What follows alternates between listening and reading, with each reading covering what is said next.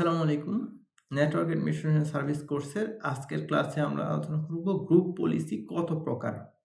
Group policy মূলত ২ ভাগে বিভক্ত, যা ব্যবহারকারী এবং কম্পিউটারের সেটিং নিয়ন্ত্রণ করে। আমরা জানি অ্যাক্টিভ ডিরেক্টরি সিস্টেমে যখনই কম্পিউটার কানেক্টেড হয়, তখন সেই কম্পিউটারকে অবশ্যই গ্রুপ পলিসি মেনে মেনে চলতে হয়। গ্রুপ পলিসির হচ্ছে কম্পিউটারের যে কনফিগারেশন, যেমন কম্পিউটারের যে ভিত্তিক যে নীতি, ব্যবহারকারীর লগইন ছাড়াও কম্পিউটারের সব ব্যবহারকারীর জন্য প্রযোজ্য।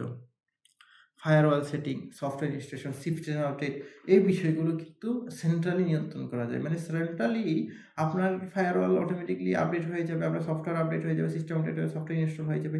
সেন্ট্রালি যে ইমেজ, সেই ইমেজটা চালিয়ে দিলে সকল কম্পিউটার একই সাথে সবকিছু আপডেট সম্পন্ন হবে। ইউজারের যে কনফিগারেশন, যেমন ব্যবহারকারী ভিত্তিক যে নীতি, নির্দিষ্ট ব্যবহারকারীর জন্য সেটা প্রযোজ্য।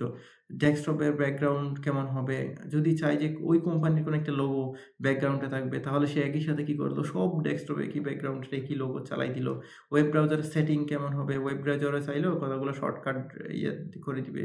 বা আপনার ওয়েব ব্রাউজারটা কেমন হবে, কোন ধরনের ওয়েব ব্রাউজার ইউজ করবে, স্টার্ট মেনু কেমন হবে, এই বিষয়গুলো কিন্তু ইউজারের যে কনফিগারেশন সেটাও গ্রুপ পলিসির মাধ্যমে নির্ধারণ করা যায়। এক্ষেত্রে অ্যাক্টিভ ডিরেক্টরিতে যেই সব কম্পিউটারগুলো কানেক্টেড থাকে সবাই একই ধরনের সিস্টেমটা পায়। আপনি যখন এক কম্পিউটার থেকে আরেক কম্পিউটারে বসবেন, যেমন আজকে আপনি একটা কম্পিউটারে বসলেন, পরবর্তী দিন আপনি অন্য জায়গায় ট্রান্সফার হয়ে অন্য একটা কম্পিউটারে বসলেন।